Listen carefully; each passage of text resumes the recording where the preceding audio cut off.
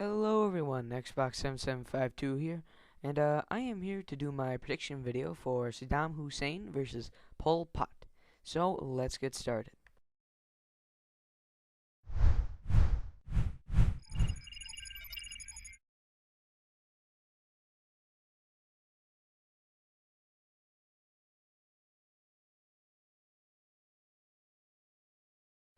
Alright, we are back. Yes, back in the saddle again. Oh, Aerosmith reference. Oh yeah, we did it. I did. Okay, now let's get dead serious. Not dead serious. Serious, but okay, let's start. In short range weapons, we have Saddam Hussein's AKM bayonet versus Pol Pot's cane knife. Now, let's talk about the bayonet. The bayonet was used before in Taliban versus IRA, and it was very sharp. I mean, they used it against a heavy bag, and I was amazed of how easily it ripped right through. I thought it was just gonna stick, but I didn't think it was actually gonna just cut it in half. That was incredible. And plus it was layered around with heavy duct tape, which is just another tough thing to get through. So I was very amazed at the sharpness of the bayonet. Now for the cane knife. The cane knife gets its name because it was used to cut sugar cane. Thank you, Andrew.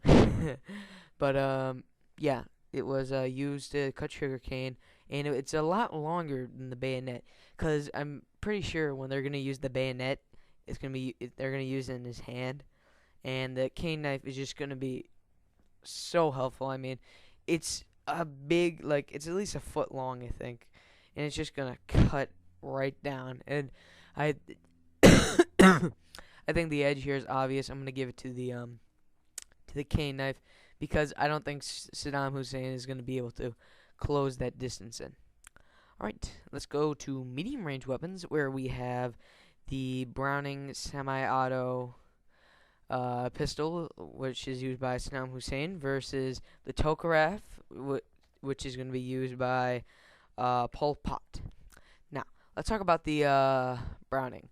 The Browning was, let's see, it's about, it's semi-automatic, and it has an effective range of 50 meters with a 10 to 13 round magazine. Let's talk about the Tokarev. The Tokarev has an effective range of 50 meters as well, and it has an 8-round magazine, and it is short. And the action is short, short recoil actuated. So I don't know what that means. No, it's semi-automatic. It's semi-automatic. Of course, I should have just read that. Damn you, Wikipedia. Alright, so let's see. I have to give my edge to the Browning because you can hold more rounds, and they 9 millimeter. I'm pretty sure they both use 9 millimeters. I'm just making sure. It doesn't, of course, doesn't say because I didn't rehearse this because of course all the bad stuff happens to me. Okay, whatever. I just obviously have to give the edge to the Browning because even if it's 10 or 13, it's gonna have more rounds than the Towcraft will, and that's why I give it to the Browning. My edge is going to the Browning. Let's see. In long-range weapons, we have Saddam Hussein's RPK versus Pol Pot's RPD. All right, let's talk about the RPK. First off, the RPK is around 10 pounds, and it fires around about 600 rounds a minute. Its effective range to 100 to 1,000 meters. But that's with sight adjustments. Let's see. Also, let's see. Oh no, that's it. Uh, but it holds a 40-round magazine, and the RPD, it is about 15 pounds. It has fires around 650 to 750 rounds a minute. Its effective range of 100 to 1,000 meters. Sight adjustments as well. So it's gonna have similar range. While the RPD does use a 100-round magazine versus the RPK 40-round magazine. However, You're probably like, what is he doing? This is done. However, the RPD, and this is my understanding, I believe with the more rounds that you have in a magazine, the more likely a gun is to jam. Like for instance, the RPD has 100 rounds, and I think it's gonna. I think it has a better. It has a possibility of jamming. And the thing is, the Khmer Rouge, which is Pol Pot's like forces that he would use, are around 16 years old, and they're not really trained. So if that gun jams, it is useless to them. I don't. They're not gonna know what the heck to do with it. They're gonna have to ditch it and pull out their sidearm. Now the RPK. Sorry. The RPK is a lot lighter. Oh, and that's another thing. The RPD is 15 pounds. I don't think. And plus, the Khmer Rouge were hit and run. So they're going to be running around with that thing. It's going to wear them down. Fatigue. I know it's a bullshit X factor, but it's there. The RPK, however, is a type of is like the AK, where it's very reliable, and that's just a bigger advantage to the Republican Guard that Saddam Hussein would use because they are trained.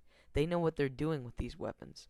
So I just believe it or not, I'm gonna give my edge to the RPK because I think it's more reliable, and plus a better trained soldier is gonna be using it, and it probably won't jam with them. And if it does jam, the Republican Guard will know what to do with it.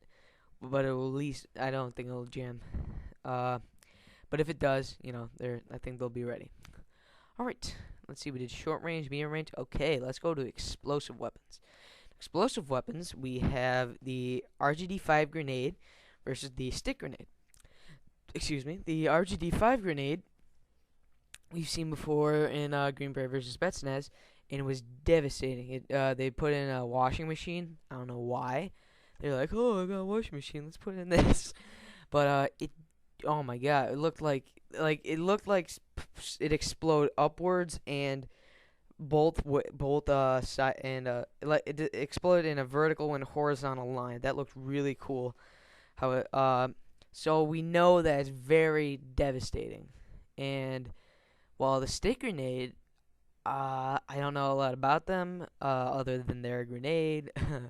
But the RGD-5, I think is a bigger boom. And to think about it, like the stick grenade, the RGD-5 is a lot lighter than the stick grenade. The RGD-5 is just the grenade. That's all when you throw it, you're holding the explosive part and you're throwing it. So you have a lighter part. It's like picking up like a rock, for instance, and then throwing it. Now the stick grenade, you could have a bunch of them in there, and you might clumsy around. You won't. This is not gonna be affected. But if I'm thinking about it, like if you grab it, you might pick it up on the wrong end. You might drop them. You could easily do it with the RGD-5, but I think it's more likely with the stick grenade. I think the stick part is just more weight to carry, and I don't think it's gonna be as big of a boom as the RGD-5. So I'm gonna give my edge to the RGD-5 because I just think it's gonna have a bigger boom, and I think it's gonna be easier to throw. I think I'll be able to throw farther. Okay, then let's go to instead of war tactics, since because they're mostly like psychotic dictators. I don't know if they're gonna be using like war tactics. So what I'm gonna do is they probably will, but I don't know anything about the war tactics. So what I'll do is the warrior's men. So like Saddam Hussein's Republican Guard versus Pol Pot's Khmer Rouge. And I started to talk about this, but the Republican Guard, they're around 24 years old. They are trained soldiers. They know how to use their weapons. While the Khmer Rouge, they're around 16 years old. They are hit and run tactics. And if a gun jams, I don't think they're going to be they don't know what to do as good as a Republican Guard trained soldier would be.